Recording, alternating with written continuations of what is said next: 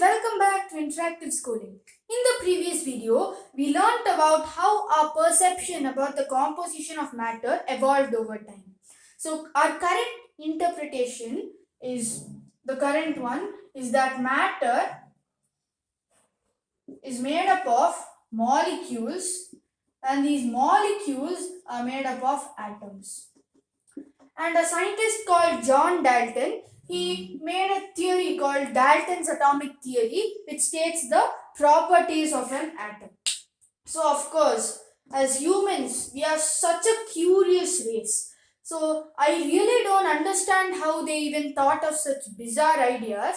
But some scientists, they did some, I'll explain that in a few minutes. They did some bizarre experiments, and that led to the composition of an atom. Composition of an atom. So, using this bizarre experiments, they found the composition of an atom. So, we'll see the evolution of that now.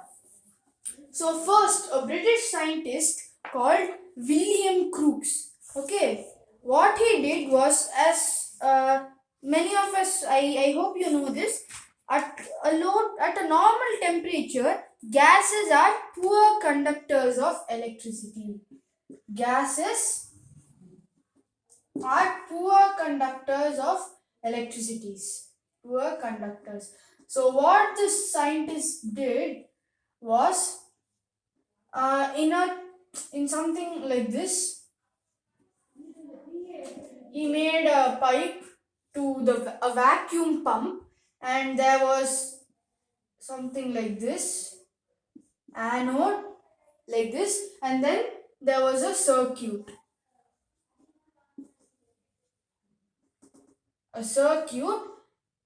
connected to a battery. So what he did was, he passed the current through this, and at 0.01 mmHg.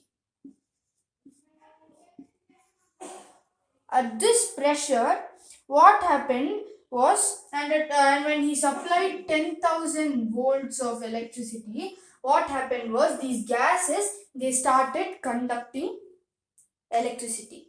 So that's what this William Crookes did. He just did this experiment, and he proposed that at 10,000 volts and at 0.01 mmHg pressure, gases become good conductors of electricity. So, J.J. Thompson, the scientist called J.J. Thompson, he observed this experiment, and what he saw was, there was some set of rays that went from the cathode, this is the cathode, to the anode. He observed these rays, and these rays, they gave a fluorescence. Do you all know what fluorescence is? Fluorescence is the property of, when it's dark, they sort of like observe the light, and when it's dark, they send that light again. So that property to glow in the darkness is called fluorescence. So he observed that rays, they flowed straightly, and they on a soda glass screen, they produced a greenish yellow fluorescence. So he observed this. He also observed that these rays were affected by the electrical field. That is, if there is a positive plate here and a negative plate here, these rays, they got attracted towards the positive, and they were repelled by the negative. So this is what J.J. Thompson observed, and what he did was, he named these as cathode rays, because they went from the cathode to the anode, and because it was like deflected from the negative, it was repelled by the negative plate. He decided that, he proposed that these rays are negative, that is, they carry negative charge. And in hard metallic targets like tungsten, wolfram. So wolfram is the Latin name of tungsten. That's where it derives the symbol. In hard metallic targets like tungsten, lead, that is lead is plumber.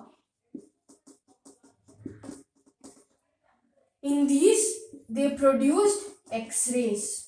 These rays produced X-rays, and what else? When they passed through the gases, they caused the ionization. What does ionization mean? Let's say it passes through carbon dioxide. Okay, I hope you know that carbon dioxide is a gas, right? So when it passes through this carbon dioxide, it was separated into carbon and oxygen. We'll learn more about ionization sometime later. So all you need to know is that this compound got ionized. That is, it got separated to its constituents, and it also penetrated through matter. These things, and whatever gas you take, whatever may be the gas, CO2 or H2 or whatever it may be, the charge is to mass ratio. This always remained the same. So yeah, that's all about cathode rays, and this was observed by J.J. Thompson. So he, of course, these rays had to be carrying some particles, right? So he named these particles as electrons. Okay, so this was the first particle that was found. So let's write this somewhere. J.J. Thompson.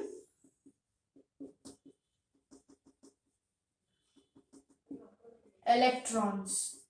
So he found electrons. Next, there was a person called E. Goldstein. So what E. Goldstein did was, of course, atoms are electrically neutral. That is, if you have an atom and if you have a positive, negative plate, it is not affected by any of these plates. They are electrically neutral. So if there are negative particles, there have to be positive particles, right? So when he observed further, he noticed that there were another set of rays that went like this through this cathode away from the anode. So there were another set of rays that went like this, and of course this was also rectilinear. Rectilinear means straight, and they were like, they on a zinc sulfide screen, it produced fluorescence, and they carried positive charge because they were repelled by the positive field and attracted towards the negative field. And we saw, right, in cathode rays that the charges to mass ratio is always same. Here it was not like that. Based on the gas it changed, and the maximum charges to mass ratio was with hydrogen. And then in minute particles, they produced mechanical effects. So this showed that they carried particles. So yes, so these particles were named as protons. Okay, so these were they initially believed that these two were the only particles in an atom. So for this video, this is enough. I hope you understood all the points that I have taught today. The next one, we'll learn about the initial models of what an atom looks like, and then the further discovery of another subatomic particle, which is a neutron. Anode rays that contain the protons are the rays carrying positive charge that are produced when 10,000 volt of current is passed through a gas at 0.01 mmHg pressure. So these are also called canal rays because they, I hope you saw that the cathode was porphyrated. So since they pass through these holes like this, through these holes or through these canals, they are called canal rays. And then similarly, the cathode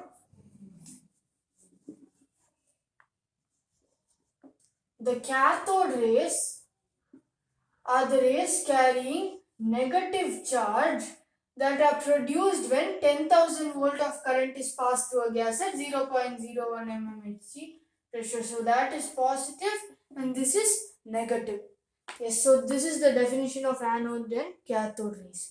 So until the next video, goodbye friends. Do not forget to like, share and subscribe. Thank you.